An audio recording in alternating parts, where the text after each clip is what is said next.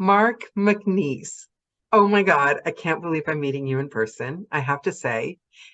And I have to preface with, trust me on this, but I have to preface with my first impression of you and my first experience with you was I had started narrating and I had been working in studios and I had just made the big move to narrate from home and been made redundant. And so identity is all tied up in that. Like, who am I? Is this a joke? Well, if you're in the corporate office, what am I doing? Acting something you do on the side. And I did an audition for your book, and it was a beautiful book. I mean, the writing stands for itself. So whenever you do an audition for that, for a paid book, you're a little bit nervous because you're Hmm. competing. And I was new at working from home. And you came back to me. And the biggest thing I remember is you were the first writer I worked with that you treated me with respect as a fellow artist. And because you saw me that way, you helped me see myself that way. Because when you're an actor, I was an actor for years, you never feel that way because you're always one day away from being unemployed for 4 weeks. Right? So Yeah. you were the first person in this industry in the years I've been acting that gave me that feeling. It was a very kind, very professional, kind, respectful response to my audition. And that was years ago.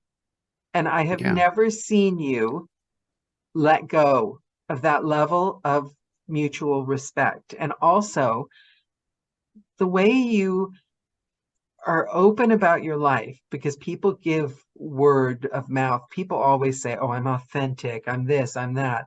And what they normally mean is they're bordering on saying embarrassing things that are too much and we don't want to hear anyway, Hmm. or they're lying to us and they're making up authentic stuff that they think that we want to hear. But you, for all the ups and downs and the doing what you got to do to make the money work and making the hard decisions, you just put it out there and stand by yourself and put the power of your work behind it. And I'm wondering, has that always been you or was it hard fought? Tell me about 10-year-old Mark. Oh my God. 10-year-old Mark, that's when I started writing fiction. I was 10 years old, approximately 10 years old, and I had a big stuffed St. Bernard. I remember this. And I wrote short stories about the stuffed dog, St. Bernard, like he came to Oh, life or something like that. That's how I started writing. Um, but I've always loved to write. I have to write. Um, when I periods in my life where I have not written for a period, any length of time, I get depressed. It's how I express myself. And I think because of that, I always experienced it as an art form or as a means of expression. And I wanted to be good at it. I studied, I've taken master classes, whether it was playwriting, I've written television, I've a couple Emmys, hoping to get a third one this year. But I've always took it as its own thing. It wasn't something for other people to make a judgment of me about, even though they do. People are gonna like what you do. They're not gonna like what you do. And I think for me, it's always been about doing what matters to me, and and let it take whatever shape it's going to take. It's taken different shapes over the years of short stories, and then poetry. For 10 years. All I wrote was poetry. And by the way, I know this isn't really a writer's thing, but I've told so many people who want to write, if you want to develop your ear, because I think writing is listening. I really do. Read poetry, because you learn brevity. You learn how yeah, to say things with as few words as you need. I Um, agree. but it's just always been, I never looked at it as a career. And maybe that's where the bottom line. I mean, I've made money at it, and I just recently left my paycheck job. I don't like the word retirement because I'm suddenly busier than I've ever been. I mean, I'm really busy. And I was just asked to run for the board of the Mystery Writers of America, Oh New my York God, chapter. congratulations. Thank you. Next, it's not till January, but I'm going to do it, and I'm going to hopefully run the mentoring committee and yada yada yada. But it's all, I think it's all because it wasn't something that I had to do to keep a roof over my head. And that's also why I always kept a job. I kept a job because I didn't want to get to the point to where I was cranking out stuff, because it's not just a job to me. It's how I say what I have to say while I'm here on the planet. If that made any sense, that was really long. No, it was perfect. So, but it opens up a lot of questions for me. So, where is your identity in this? So, you approach it because it's something that you have to do, like eat, sleep, breathe, write, right? It's part of who Mm-hmm. you are. So, the thing I struggled with as an actor, because I did what you did, I always had a corporate job on the side so I could like pay the rent and everything. I didn't know who I was. I always felt like I was a failed actor because I Hmm. wasn't doing it just that. And how did you Well, escape making it part of your success or failure, who you thought you were? How did you escape that? How did you have the confidence in yourself? I some of it was just, a lot of it has just been plowing through. It's also been having several irons in the fire all the time.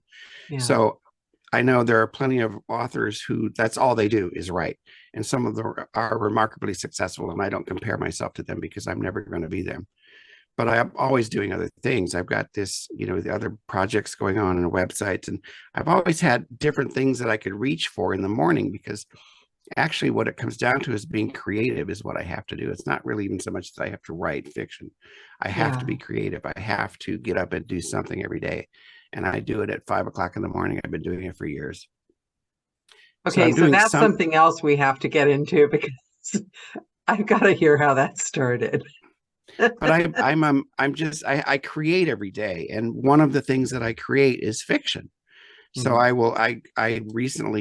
I'm always trying to figure out, like, how do I make myself not go off on tangents and get distracted, because I do it all the time. It's easier to leave the story till tomorrow and do something else than it is to sit down and focus on the story. So I got a timer, Oh, I little love egg, that. a little digital timer. I Okay. set it for 45 minutes, turn it around, and I work on the story for 45 minutes. I try to do it every day. A lot of days I don't. But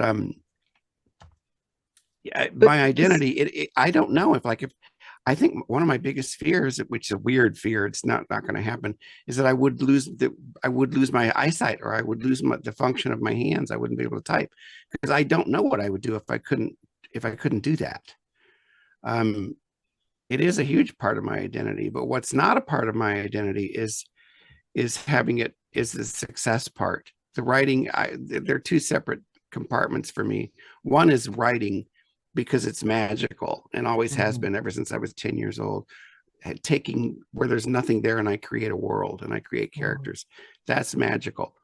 But what I don't allow to happen most of the time is to start getting into, oh, I'm not successful enough. I'm not making this much in royalties, and blah, blah, blah, blah, blah. Because for me, that's a zero sum game, because there are a lot of people who are a lot better at that than I am. And there's So I never can't, going to be like it's so subjective. But you said something that really hit me because I heard something, I read it somewhere, I don't know where, that the way to your heart isn't through your brain, it's through your hands. That oh, your I like hands are that.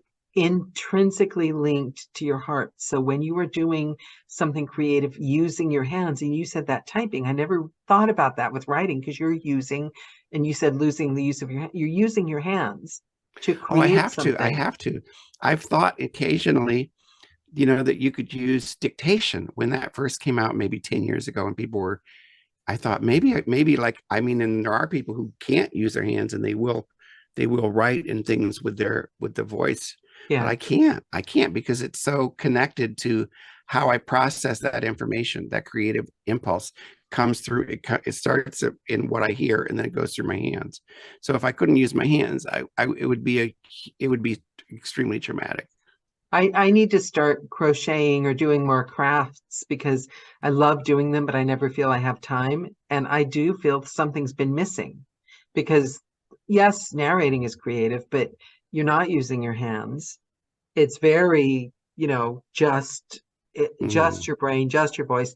I think I do. I'm then going to start um, crocheting. Why do you wake up at 5 in the morning, Mark? I'm just saying. Well, there are two things I did. I'll tell you about that, but I do want to say something about your earlier comment about being treated professionally. Yes. Um, that's who I am, and I have made the feeble attempt to narrate my own work a couple of times, and oh, my little phonies, I have um I have so much respect for what you do for audio narrators. It's like it's a profession and it's a craft and it's really labor intensive and it's very highly skilled. So when I hear other writers who don't really have the any much experience with it talking about narration as if anybody can just throw a towel over their Yep. head and and talk into a microphone, you're in for a rude awakening. It is an absolutely highly skilled profession, and I've known that from the beginning. So I treat other artists the way I want to be treated. It's like people who might say to me, well, I always wanted to write a book, I think I'll write a book. Thanks, I've just put 50 years into learning what I do, honing my craft, and you're just going to sit down and write a book. Well, good luck. It's not quite that simple. um, but I get up at 5 because I've always had a job until now when I have so much time now, and I'm still too busy. I'm still busier than I Yeah. can deal with. But I didn't want to do the grant thing, like trying to get grants to write books or GoFundMe or any of that stuff. I wanted the freedom because in a strange way, people might think it's not freedom to go and work in a grocery store or work in a corporate office and get up at 5 to write. But it I don't is. understand why people have a problem with a lot of narrators. If they have a blank spot, they freak out. They think, oh, I'm going to have to quit completely because I can't do this. And it's like, go do some weird part-time job. Yeah. You learn from it. You become, and you have fun, and it's respectful. It's It something to look up to, hard work. Yes, it also kept the financial pressure off of me. There was Yeah. really 1 year where I really made a living writing when I was writing for a television show, the children's show, the soon to be triple Emmy winning children's book. Um, Yeah, but those are that was the such one. big words, Emmy winning, and you kind of just like, oh yeah, I just Well, I got when two. I should have had one in the desk. I could hold it up for you. when But did it all how did that all start? I'm sorry I keep switching around. oh, that's I should okay. warn you, I am a Gemini. That's kind of par for the course. But oh, I'll mention the Emmys in 1 second. Okay. I get up. I've always gotten up at 5 because I wrote before I went to work, and I Yeah. needed a couple of hours. And I do it still because it's a habit. It's a decades long routine, but also because it's when I have silence. I need silence. I can do website stuff. I can do, different various things that don't require me to go disappear into the creative void, but I have to have silence for at least a couple of hours. And I get that by getting up at 5 in the morning. Do you have a Um, ritual? What does it look like? Do you have, because I was reading a book about writers. I found it fascinating, writers' rituals, all these famous writers. And do you like make a cup of coffee in a certain oh, I have, mug? yeah, And coffee. I get up and I have coffee. I have my favorite mugs. And what I have, you can't see because the camera's facing this way. I have talismans. I call them oh, talismans. One is my little skull. And then I have a bunch of them on the wall. I've got little skeletons. And oh, here's one I'll go show you that I got that's very recently. Frida Kahlo, Mark. Here's a recent one I got because we went to Jim Thorpe, which is a town in Yeah. Pennsylvania, and they had a little Edgar Allan Poe thing. Oh, I love that. And he was my first influence as a child. He was my first writing influence. I'm a fan. I love He's Edgar also Allan he's Poe. also the reason I have a vocabulary that I do because this is a side thing. But Poe assumed that everyone who read him knew the words, were familiar with his language, and his language was not. That's why when I hear these things going on in this country about they should only have children's books in children's libraries, I said that's ridiculous. Poe didn't write for children, and I was Yeah. reading Poe when I was 10, 11 years old, and I Yeah. was going to the dictionary constantly looking up all these words, and that's how I learned to speak with the variety of words that I have. You had asked me something a second ago. Remind me. Okay. So, oh my God, Oh, now the I'm Emmys, the Emmys, the the Emmys. Emmys. Yeah. My And wait, but wait, I feel like there's a great big giant story here that I'm missing. So where are you from? Are you from New York? No, I was born, you wouldn't know it from my not having an accent. I was born in Mississippi, the last of 9 children, to a mother who apparently didn't had no familiarity with birth control, and an alcoholic father. And he left her after I was born. Oh, And she couldn't support 9 kids. So 3 of us were given up or placed, whatever you want to call it. And I was adopted by a family in Indiana. So I grew up in Indiana as Mark Mcnease instead of James Marshall. You wonder where the name Marshall James came from. wow, Um, seriously. yeah, I was raised in Indiana by Oh my Mr. God, and that's like a character out of a book. and then I found my birth family um, when they didn't tell me I was adopted until I was 17. And then it turns out that my sister, my birth sister, was raised by my adopted father's brother, but I was told she was my cousin. So when they finally told me I was adopted, I said, "Is Joyce my sister?" And they said yes. So I know my Mississippi family. One of my sisters, birth sisters, lives in New Jersey. The rest, and we see her. We go spend Christmas with her. The rest are all in Mississippi. Um, and then, okay, what else? Wait, but was it kind of like a happy ending? Like all, because that could have gone very badly. So you've Oh yeah, stitched, no, it's not. It wasn't a bad ending. I never met my birth father. I did see his gravesite. My birth mother, I met. My husband Frank and I went to Mississippi twice, like 10 years ago, 11 years ago. He met my birth mother before she passed away. And no, it turned out fine. What I thought was most interesting was that all of those children ended up sort of gravitating back. The 3 oldest ones never left, but 3 of us were given up for adoption. And it was just kind of amazed to me that nobody said I'm not having anything to do with these people. We all ended up you sort found of each other. reconnected. Yeah, yeah. That's And it's a movie. That's a movie. Like the guy that wrote the yes. Notebook kind of movie. That's a movie. That's so Yeah. how did you decide? Did you show up in New York like scared, like 18 with a suitcase, or how did New No, not York at all. happen? What happened was I actually went to California. I'm 1977. I graduated high school, so I've just got my Medicare card in the mail. But I fled Indiana because that is a place to flee, Yeah. to get out of when you're a gay teenager. And I was out in high school. I ran away from Indiana and went to California, where my adoptive sister Kathy lives, and she and I are very close. We just went to see her last month. But I went out to California. I was there for 12 years. I lived in LA for 12 years. And then I had a partner who passed away, and I ended up being asked if I wanted to move to New York. So I moved to New York in 93, and I lived there for 25 years. We were in LA at the same time. Oh, I, the I, li- best years. I lived in Where what Hollywood. and I lived Fairfax District. I was on Franklin Avenue. Oh wow, so we were practically neighbors. That's so weird. Okay, so then I'm sorry, I missed the end of that. I got so excited that we were in LA at the same time. So did you say you met Frank there and then moved or No. I met a man named Michael Lohman who got a job in New York City 6 months after we met, and he said, "Do you want to move to New York with me?" And at that time, LA was a ghost town because I'd lost a lot of friends to AIDS yeah. and a partner to AIDS, and I wanted out of LA, so I jumped at the chance to go to New York. So I moved to New York with Michael, and the job he got was executive producer of Sesame Street.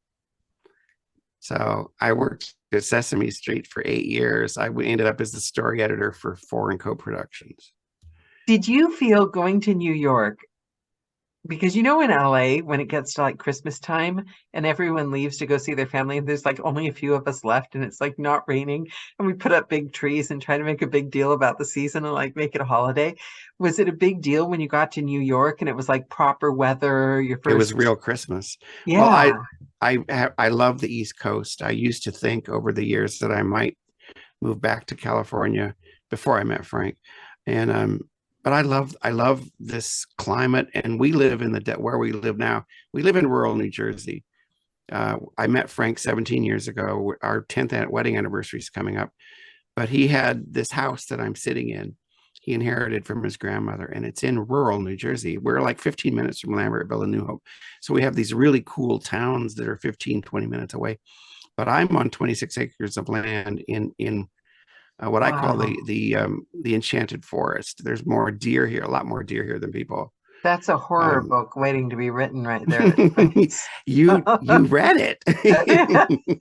I can You picture did it it. exactly. Where did you meet Frank? If I'm not, you don't have to say, but I love Oh no, hearing that's okay. eyes It was across at a a it crowded was room. no, it was at a dating event. You know, one of Really? those. It wasn't speed dating exactly, but it was kind of one of those things. And we met and we went on a date, and 17 years later, here we are. I love that. I love a And good romance. he's a really good PR guy, agent. I call him my agent because I'm not, you talked about earlier about being shy. Something that I'm not shy about. I'm shy about talking about being a writer unless I'm talking to somebody else who's in the field or who is also a creative person. Like I don't tell people I'm a writer, generally speaking. Frank always does. And I was like, he gets my, little blurbs in the local paper about my books and stuff. He's very good about that. So what I'm fascinated by, I wrote I wrote a few articles for like journals and things, and I come from a family of writers. My uncle was a poet, and I come from, and my mother spent her whole life, and I think this is why it intimidates me. My mother spent her entire life wanting to write a book, like Mm. it was like a big unattainable dream. And I read people's posts on Twitter, and they're like, "Oh, I have to get an agent. I have to get with a publisher." But then I see indie writers that I know that look like they're way more successful and way more in control, and they just quietly get on with the work. Yeah, it's some of my favorite, you and I can think of three others that I really, really respect that just do the work. That they're but what I remember watching a movie where the girl wanted to be a writer, and the guy's like, to to be a writer, it's not whether you're published, it's whether you write. So, but she Yeah. couldn't do it. So she sat down every day at the same time in front of a blank page. And she just sat there until she finally wrote. Like towards the end of the movie, something happened. You got the guts to write or something, or stop the block. But I was so impressed by the fact she just sat there anyway. She, Yeah. wait for it to come. And that's the part that, like, sitting there in front of a blank page, how hard is that? I mean, how do you channel those characters? How do you've been doing it since you were a child, but how do you turn your mood and your brain into suddenly I'm going to be creative, right? When maybe somebody sent you an email about admin or something's disrupted you. How do you do that? How do you do that consistently? How do you take something so waiting for the muse to hit and turn it into something so consistent and productive? Well, I don't know if I can answer that. It's very tricky. It's a skill set. For one thing, it is a skill set. And I've always maintained that writing is a craft. And you know, there's so many, boy, I have so many answers and things to say about this. There are a lot of people who say, like I've always wanted to write a book, or someday I'm gonna write a book, or the worst is when they say that I have an idea for a book. What do you think? What I think is you have to learn your craft. You have to writing is structure. I learned that in playwriting for sure, because a play it's called playwright, WRIGHT, because it's like a shipwright. You build a play. You build a play Yeah. plank by plank. And it's much the same thing with a book. Now, a short story, I can have an idea for a short story. Oh, I found this turtle crossing the road, and it sparks a story, just the germ of a story. And I could write a short story without an outline. A novel is a whole other word, and I write short novels. I don't need more than 65,000 words to tell the stories that I tell. But what I'll do is I have an idea, like my very first murder mystery. We were at a resort in the Poconos, in the country, and the pool was empty because it was the fall. And I looked in the pool, and I was taking pictures at the time because I was going to be a photographer. And I imagined a dead body at the bottom of the pool. And then I said, this is a great place to set a murder mystery because you have the guests that are coming in and staying, and you have a villain and you have a protagonist. So I just would start to make notes, just make notes. I do that on my phone. It's the main reason I have an iPhone instead of something else, because notes syncs with my desktop and it syncs with my iPad. So Okay. I can be, riding along in the car somewhere and go, oh my gosh, I just saw this. I just saw a torso in the woods. And I'm like, Oh, that's not really, brilliant. but I But make a that's note, brilliant. Yeah, and I then you, like and that. then you, and then you flesh it out. You just flesh it out. What the story that I'm done with now, that I'm really excited about. If I can, I talk about it for a second. Of course. That's It's why we're here. Let's talk. it's called I Warlock. I comma Warlock, like I Claudia. I saw something about that. What's it about? Is it sci-fi fantasy?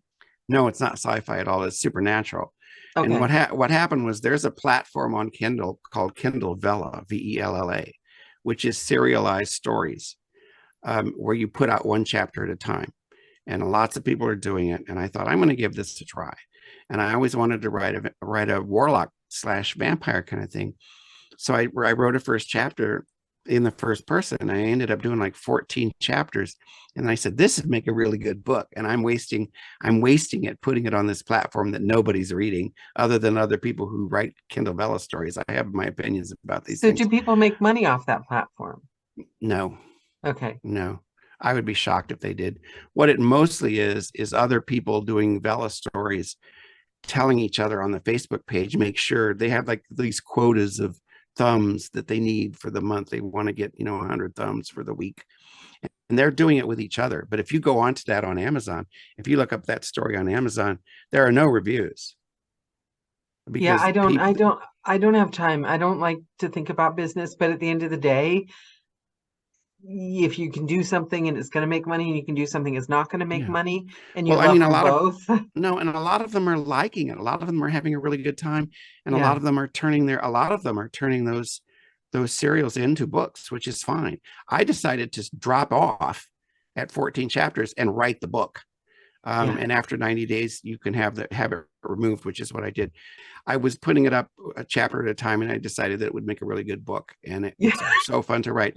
And Frank said it should be 3 books, which totally changed the trajectory, because now the first book, which I just finished, it, um, it ends in a cliffhanger, and I've never done that before, because Oh, this way you have to read the next yeah. book. Yeah. But at the same time, you're not going to feel cheated at all. You're going to be like, oh my God, when's the next book coming out? So there's enough And that's, satisfaction at the end of oh the my book that gosh, they yes. feel, Oh my gosh, oh, yes. Yeah. oh, I I can't wait can't to write the wait. next Sounds one. fabulous. That sounds But, wonderful. but I use the fact that it's a craft. And like I said, when you've been doing something for 50 plus years, it's almost hard to explain what you do, because you just do it. It's intuitive. And I'll start a story, or I'll start an idea. Like, there's going to be another, you're doing Open Secrets right now, Yep. Yep. right? Yep. I want there to be another Maggie Dahl book, but that's where I'm stumped. I mean, I have to wait until I have some kind of vision of, like, this is my story. Because what I always do is I always know my ending, no matter how much else I don't know. I know how a book ends, because then I know where I have to get to. That's really important to me. Yeah. Sometimes I'm surprised and it changes, because the characters have minds of their own. It's strange as that might sound to people, but I know where I have to get to, and then I work my way toward that. It takes me a year, easily a year. I went to the mystery writers, the New Jersey members met for the first time last week, and we went and I had such a good time. That's how I ended up being talked to about joining the board. Um, but like I was saying, they said we were introducing ourselves, and I said, I'm Mark, and I started my first mystery 12 years ago, and I'm talking about my series. And somebody said, like, wow, you have so many books out. I don't think a book a year is a lot at all. I I know know, but writers see, who are that's putting out, funny because you refer to yourself as, oh, a lot of people are more successful, but you are one of the successful indie writers that's showing them all how to do it. You're a consistently successful, making it happen indie writer. You're the one they're looking to. And it's so funny because it's that thing about like social media. We think, oh, so and so is the successful one. And so the whole time has been looking at us going, oh, they're the successful one. But you are specifically one that made it work. You're like one of the most Well, successful indie writers that I've met. well, thank you. And it was what I really got a kick out of was maybe 6 months ago. I realized that I have a catalog. You know, you have Yeah. you kind of you don't 3 books is not a catalog. 12 books is a catalog. Yeah. And so I finally said, wow, I can call it a catalog. I have a catalog, and I've Yeah. got 2 more coming out this year. Um, but I do know writers who put out a lot more, but I won't speak to the quality of their writing. That's all I'll say. Some of them are, it's great that they're doing 2 books a year and they're very good. But then you have a lot of people who are just cranking it out, and that's I'm never going to do that. You're a known name, you're a known entity. You have it's quality writing. Okay, so this is something I want to delve into. It's obviously a writer's thing, but nobody seems as shocked about it as I am. And I'm really, really shocked. Like, how is this allowed to happen? Right. So there was a famous writer, and I was watching a TV show. I used to read him when I was younger, but then I kind of went off and I thought it was not as interesting. Well, now I know why. On a TV sitcom, they said, "Oh, you do know so and so uses like students overseas to write their books," and they just like. And then I looked it up on Google, and they license out their name to Oh, people, sure. to ghostwriters. So like, there's hundreds. The guy does like 20 books a year. He's a massive major market industry thriller writer. He does like 20 books a year, but he doesn't write them. I He, think I know his initials. do you know what I mean? But is okay. I personally, I feel like that's cheating, but Well, like, I isn't that illegal? Like, it shouldn't, is it no, no, no. allowed? It's not illegal, but I will never read one of those books because I know there's at least one. uh Kuntz, it's not Kuntz. He writes his own books. I just Yeah, read an it's, amazing thing with him.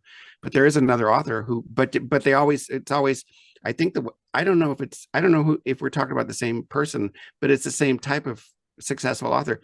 But there's always a co-author listed. yeah. I'm thinking of somebody who's always got a co-author listed, and I'm thinking he doesn't write those.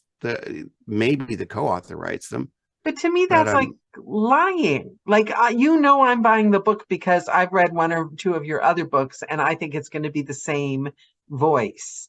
but And do you think there are a lot of readers who don't understand that? I kind of think I they didn't know have what a they're. clue, and I think I'm like a pretty smart person. I didn't have a I, clue. I'm shocked. I just thought I figured nobody writes that many books, especially not a bestseller. Nobody writes that many books. I mean, the thing is, You I know? never really spend much time following that one person. So, like, I wouldn't notice how many books they'd written in a year. I just know, oh, here's the new such and such book, right? Yeah, And I haven't, to be fair, read them in years because I went off them. But yeah. now I'm thinking because it wasn't him. But I just, as a practice, I don't understand how that's legitimate. Like, I don't understand. So you just for the money, you're going to Well, tell me you as long wrote as it. there's no plagiarism involved, yeah. Yeah. You know, Oh, he's a factory. He's a factory, yeah. somebody like that is extremely wealthy. But And there's it's lots of people who completely buy the. There's lots scrubbing. of. Sorry, go ahead. I think that a lot of people will buy the books too because of the genre. It's like romance. Romance Yeah. is you probably know this too, but romance has very, very strict rules. I would never be a romance writer because I can't fit into that box. You have to have a happy ending. You have to have this shift. Otherwise, it's not a romance and they will I tear know you to it's not pieces. happily ever after. Mark will end up with a knife in the heart. Yeah, no, no, no. I could never do that. But so you might have a lot of people who are buying it for the formula because they like the formula, you know? Yeah, it really bugs me. It's my feeling of what's fair and what's not, and the writer's voice and the soul of the writer, and they're connecting with us.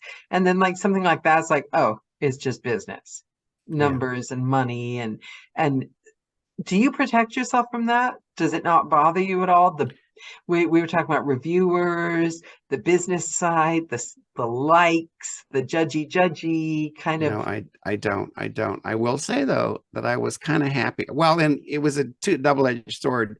Until recently, the Goodreads, I don't spend time on Goodreads, but I use Goodreads because I've had found a lot of readers on Goodreads and a lot of ratings, a lot of reviews on Goodreads. So I get more rating reviews on Goodreads than I do on Amazon. And Oh, Amazon, of course, Amazon bought Goodreads. And recently, maybe 3 months ago, they started combining the ratings. So when you look at my books on Amazon, this is a little secret. Maybe I shouldn't be revealing it, but when you see 145 reviews of my book on Amazon, a lot of those are from Goodreads because they imported them. They imported them over. And I'm happy because it gets my book from maybe 45 reviews or 45 ratings to 145. but I'm it's still a thrilled with that. review. Somebody still Yeah, read the yeah. book. To me, that counts. Yeah, no, but I am it's hard to stay out of that. Like I look at my royalties like way too much. And it's not a lot of them. I look to see how many books I sold today. It might be three, but that's like a really not a good thing to do. And the Yeah. same thing with, of course, Facebook is notorious with the likes. I put something up there and who liked it, who didn't like it, who under for like 12 years now. Isn't it time to get this toxicity out of my life? I try. But with the reviews, I never read the reviews anymore. I mean, early on I just got so upset with because I do giveaways. I believe in giveaways. I'm a big believer in giveaways because that's how you get more readers. I know writers who are like, well, why should I give my books away? Well, because nobody's reading them. Maybe if you give them away, people will read your books. Um, it goes back to what you said earlier about having actually I'm an independent publisher. I like that. I prefer it to self-publish because of the snobbery in the industry. But What's the difference between that? What's the difference between well, self-published and independent? there is no difference. It's all semantics. Oh, okay. But because there is still a huge snobbery toward self-publishing. And to me, it has to do with not people with people not wanting to let go of the past. Frank is in the record, well, he was retired, but he was in the music business and he was very successful. And that changed. You don't have to have a label anymore. Everything is streaming. Everything is streaming. Yeah, see, So that's how it feels with publishing now too. yes, and all the dinosaurs in the music industry, if the labels hanging on to the old paradigms, they got run over because it all Yeah. changed. And publishing there's the same kind of element. You still have a lot of people who think unless you're being published by a traditional publisher, you're not really a published author. Well, that's bullshit, if I can say that. Because And I've I heard know that they don't get backed sometimes. They might get taken on for their first book, but then it's out of their control. And then if the well also publisher right. isn't behind them, They have no they, control over the yeah. royalties. I mean, I have no interest in putting the work in that I do and not getting a royalty payment every month. I don't want to wait 6 months. And I want to trust, I can see exactly how many books I sold. I don't want to trust some publisher to tell me how many books I sold.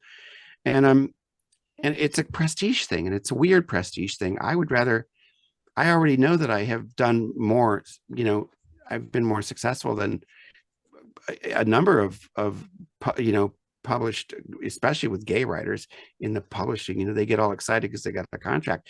God bless them. I'm happy that you did that. But I'll just tell you one brief story about that. 20 years ago, I wrote literary fiction for years. That's what I wrote. I only started writing mysteries 12 years ago, but I wrote literary fiction, and I think it was really good literary fiction. But I got an agent in New York. Her name was Charlotte Sheedy. She's still at it. She's one of the best agents in the city. Everybody knows who she is. She loved my book. This is literature. Okay, well, thank you, Charlotte. And so she sends it around to the publishing houses, and a couple of them, oh my God, I can't think right now, but a couple of them almost bought it. And while almost doesn't count in publishing, it's like horseshoes. You either get Yeah. published or you don't. And so she couldn't sell it. And then when I had a second novel, she wasn't so keen on it. And then she passed me off to a younger agent, and then the younger agent stopped calling me back. So 20 years later, when I wrote my mystery, I said, I'm old. I'm getting old. I don't have time to be sending this out to a bunch of publishers to have them send me their notes or their rejection slips. I'm going to publish it myself. And if I sell enough copies, I'll write another one. And that's exactly what happened. Hmm. So I'm self-published. I'm an independent publisher. I'm I'm not proud of it, but I'm not ashamed of it. That's ridiculous, To me, you that's know. you hit the nail on the head right there. That's it. Like with narrators, it's the same because there's a perception that if you work for indie writers and you're not taken on by the big publishers, that you're not as good of a narrator, that you're like an amateur and the professionals all work for the publishers. And so, and I remember when I first started, I was so offended. Somebody made a comment about ACX narrators, like Oh yeah, they that's don't crazy. Well, count. ACX is it. Yeah, We're the and but player. at the time, but as a narrator, if you weren't working for the publishers, it's not neat. It wasn't an easy thing to do. Now it's much easier.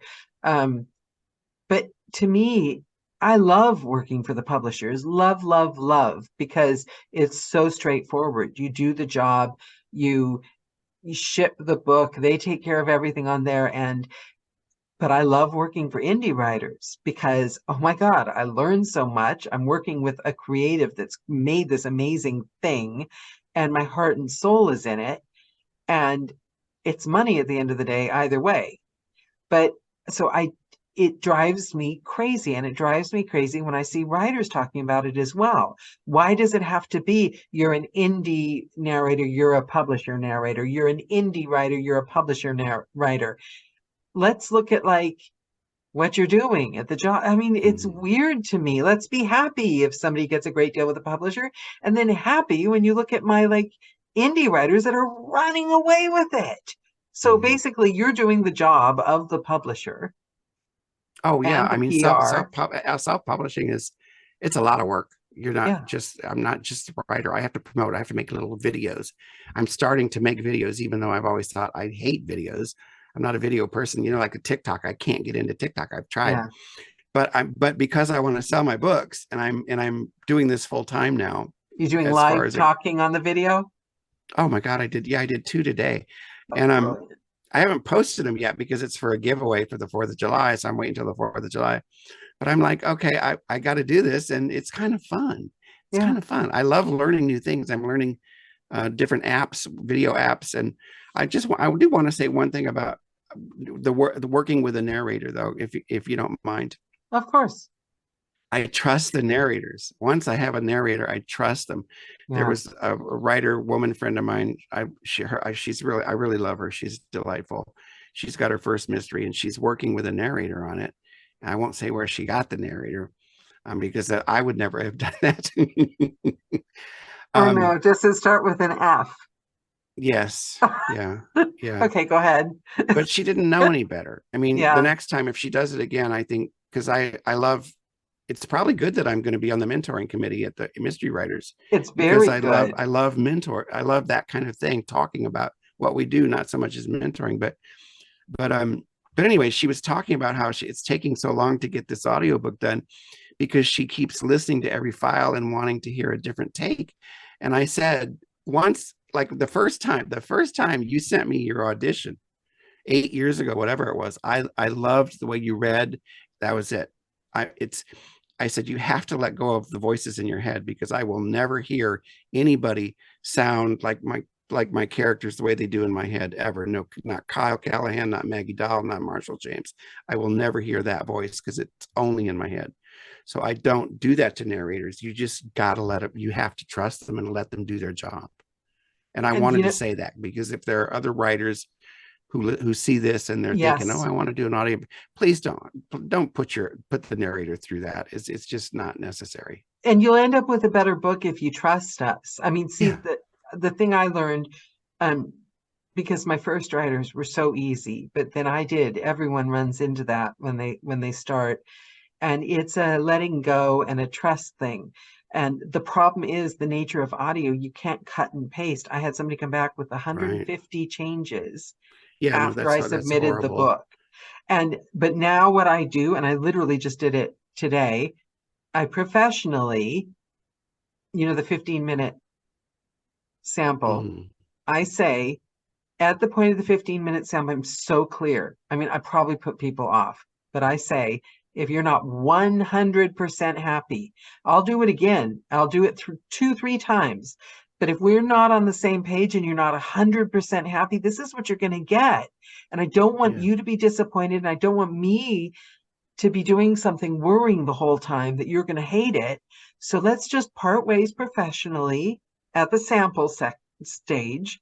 And you can find someone that will work with you like a little bit, it's, I think right there is the point. You have to know who you're working with, because once it's done, it's too late. And I, the, that, Yeah. And you have to let it, as the author, I have to let it be its own thing. Like I said, I have to let it be its own thing. I've worked with some really good narrators. You and Sean, who did Sean Reed, if I can say his name, he did two of my of book course, audiobooks. He's a really good, and it's like I don't need to give him notes. That's like, why would I do that?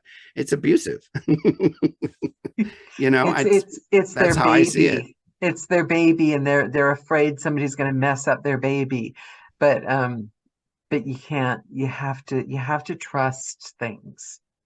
You Yeah, have to trust things. and I do. I can't, like, I already know I'm going to love what you're doing with the book. That's you do. I'll tell you now, you don't have to worry about that at all. Well, Don't be see, concerned about that. I trust you because I've worked with you, and I feel so doing a book for you is like an enjoyable, pleasurable experience. And as a result of that, I can delve into the characters. I can wonder Hmm. about the moment. I can think, what is she thinking? Rather than, oh my God, are they going to not like this voice? Are they going to, and you can try to turn that off, but I know myself and I know that I'm not good with being micromanaged. So I care so deeply about the end product. But if you're someone that needs control, then I know so many narrators I can recommend, but I'm not the Yeah. one for you, you know. I also, as a just a last aside on that too, if that's what you want, if you want to be that way with your narrator, you better pay them a lot of money, a lot of money. And they don't. Don't they don't They think you're don't. gonna, because they don't even have an idea of the work involved. They don't. A lot Yeah. of them don't really understand. Like I said, you don't just put a towel over your microphone and read. It's very I even doing a 10-minute reading of my own fiction, it's like I can't do this. This is because I'm stopping and starting and coughing and no. Yeah, you can't. And some of them they come back and they give you acting notes on your pauses. And Yeah. so you just can't. And I understand if you've never done it, because the first time you step in the booth, it's what you said. The first time I stepped in the booth that wasn't in a studio by myself, I thought, oh my God, I've forgotten how to talk. Yeah. Everything I said came out wrong, not the way it was supposed to. It's, you don't understand if you don't understand. And just like writing, what hangups do you have with writing? Do you ever, like, is your emotional state ever a factor, or are you so disciplined that it's bought muscle memory now at this point? Well, I'm going to say it's mostly muscle memory because there are plenty of days where if I'm not there, I don't write. I mean, I can try, like, there are some days, plus I do get distracted because, and I'm working on other projects and I've got clients now with some other things. But yeah, if I'm totally not there, I won't write. I'll just wait till the next day or I'll do it later. But I So the forgot. Emmy stuff, I've got it because now I'm jumping. Now I'm remembering a question from before. I'm interrupting you with it. Sorry. The Emmy stuff, is that pure writing mostly, or is there a lot of office politicking that goes along with plays? Oh, well, actually, it was a children's program, children's TV program. So the It's whole still on. program, Oh yeah, yeah, it's still on the air. It's called Into the Outdoors. It is produced by Discover Media Works in Wisconsin. And what happened was I left Sesame Street um, in 2000. My mom passed away, and plus my boss didn't like me, and it's horrible to work for somebody yeah, doesn't like you. yeah, And so I said, "Mom's dying. Life is short. I better do what I want to do." So I left Sesame Street because I wasn't hanging out with Big Bird. I was sitting in a desk in an office reading really bad scripts from China and Russia. It's like it was not fun.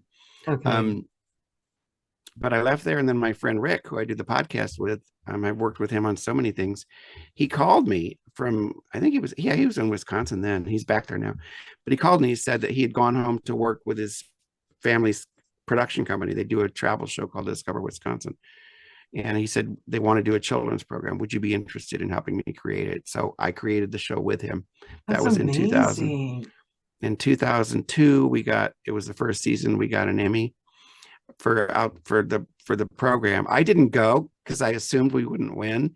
We were up against Bozo the Clown in his retirement year. So I said, there's no way we're going to beat Bozo. Why would I spend the money to go to Chicago? So I didn't go. And then that night, Rick calls and he goes, we You won. missed a party. When did you and Rick start the podcast? Like, how long ago was that? Oh my God. We've been podcasting for over 10 years, but we've done it with different names. Like we did it, we called Age to Perfection when I first started my website for over 50 gay people. This is called the Twist Podcast. We've been doing this for it's got to be 5 years, because the other day I saw an old file and it was from over 4 years ago. It's called Can the I Twist. I'll drop the link in the about section of the video in case anybody Oh wants yeah, to it's check the it out. the twistpodcast.com. So Um, who came up with the idea? Where did the idea come from for the first one when you guys we first just started? have Rick and I have worked together for so many years. Just we have a rapport. If you listen to one of the shows, what people like about it is that we're funny, and that it's someone has said it's like sitting at the table with the two of us while we're just free forming.